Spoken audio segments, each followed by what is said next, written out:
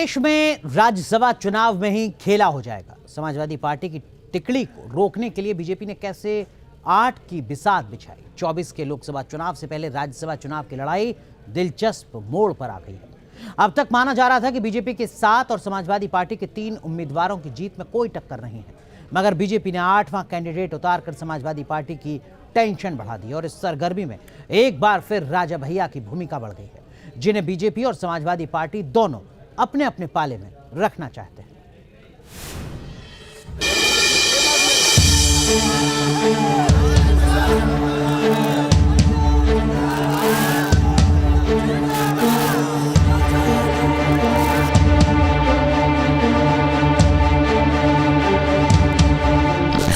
ये वो लोग हैं जो भारत को बनाना चाहते थे।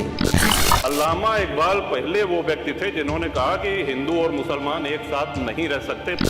और देश मजबूत कैसे हो, इसलिए उन्होंने लिखा था सारे जहां से अच्छा हिंदुस्तान हमारा, हम बुलबुले हैं इसकी, वो गुलिस्तान हमारा। सारे जहां से अच्छा जो कविता सुनाई गई वो अधूरी है। 2 पंक्ति उसकी हम भी सुना दे रहे हैं कि ए आब रूद गंगा वो दिन है याद तुझको, उतरा तेरे किनारे जब कारवां हमारा। कभी तंज, कभी तलखी और कभी तारीफ, जिससे बाहर एक भ्रम और भ्रांति वाला।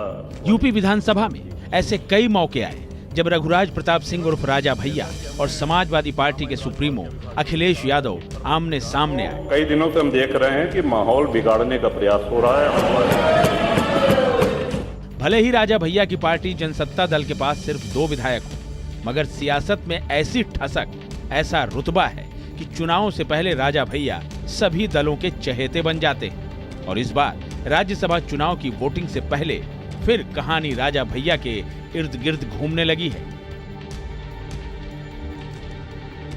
गिले शिकवे भुलाकर राजा भैया को मनाने के लिए अखिलेश यादव ने अपने दूत यानी पार्टी नेताओं को राजा भैया से मिलने के लिए भेजा था। लखनऊ की रामायण कोठी में जिस माहौल में मुलाकात हुई, माना गया कि राजा भैया को मनाने में अखिलेश कामयाब हो गए, मगर बाजी बीजेपी ने पलट दी। बीजेपी के यूपी अध्यक्ष भूपेंद्र चौधरी ने राजा भैया से मुलाकात की। उनके साथ मंत्री जीपीएस राठौर भी थे। जिस तरह राम मंदिर, राष्ट्रवाद और मोदी योगी के काम को लेकर राजा भैया ने बीजेपी वाली लाइन पकड़ी। आदि शंकराचार्य के बाद अगर कोई सनातन उत्थान का और हिंदू उत्थान का कार्य कर रहा है तो श्रीमान नरेंद्र मोदी। ऐसे में बीजेपी को नए साथी मिलने के संकेत मिलने लगे। तो क्या किंग मेकर बनेंगे राजा भैया? इन सवालों को बल न मिलता अगर 10 सीटों वाले राज्यसभा चुनाव में 11वीं सीट का पेंच न फंसता। पहले चरण में बीजेपी ने 7 और समाजवादी पार्टी ने 3 उम्मीदवार उतारे, तब कोई पेंच नहीं था। मगर जैसे ही बीजेपी ने संजय सेठ के रूप में 8वें प्रत्याशी का नाम अनाउंस किया, धड़कनें समाजवादी पार्टी की बढ़ गईं। अगर बीजेपी 8 सीटें जीतने में कामयाब हो जाती है तो फिर समाजवादी पार्टी के 3 में सिर्फ 2 कैंडिडेट ही राज्यसभा पहुंच पाएंगे। इसी कड़ी में बीजेपी अपने कदम आगे बढ़ा रही है। अब इसमें देखना पड़ेगा कि कमजोर कड़ी कौन है। तो कमजोर कड़ी हम मान ले बीजेपी का 8वां और समाजवादी पार्टी का 3रे में कौन हो सकता है। तो जब पीडीए की डिबेट शुरू हो गई तो मुझे ऐसा लगता है कि जया बच्चन सेफ हैं, रामजी लाल सुमन बहुत सेफ हैं। दिक्कत हो सकती है तो आलोक रंजन जी के लिए हो सकती है। तो आलोक रंजन वर्सेज संजय सेठ। संजय सेठ के पास 29 फर्स्ट वोट हैं, आलोक रंजन जी के पास करीब 35 फर्स्ट वोट हैं। लेकिन जब द्वितीय मतों की गणना होगी तो वो बहुत महत्वपूर्ण है और द्वितीय मतों में बीजेपी के पास बहुत ज़्यादा वोट हैं, समाजवादी पार्टी के पास उतने वोट नहीं हैं। एक तरफ यूपी बीजेपी लीडरशिप राजा भैया को पाले में रखने के लिए एक्टिव है, तो वहीं योगी आदित्यनाथ की एक मुलाकात ने 5 वोट पक्के कर लिए। ओपी राजभर योगी आदित्यनाथ से मिले और राज्यसभा चुनाव में समर्थन का ऐलान कर दिया। जो समाजवादी पार्टी के कल्चर से, समाजवादी पार्टी के विचारधारा से और उनके प्लान से, जो उनके योजना है उससे जो क्षिप्त हैं, जो दुखी हैं, वो सब अपनी अंतरात्मा से आप देखेंगे कि वो 8वें प्रत्याशी को के समर्थन में खड़े होते दिखाई देंगे। अब समझिए लोकसभा चुनाव से पहले राज्यसभा चुनाव में खेला होने की आहट क्यों सुनाई देने लगी है और क्यों राजा भैया की भूमिका बढ़ गई है। बीजेपी को अपने 8वें राज्यसभा उम्मीदवारों को जिताने के लिए 296 वोटों की जरूरत है। बीजेपी के मौजूदा विधायक 252 हैं, जबकि अपना दल, निषाद, राजभर जैसे सहयोगियों के 24 विधायक भी हैं। अगर राजा भैया जुड़े तो 2 विधायक और बढ़ जाएंगे।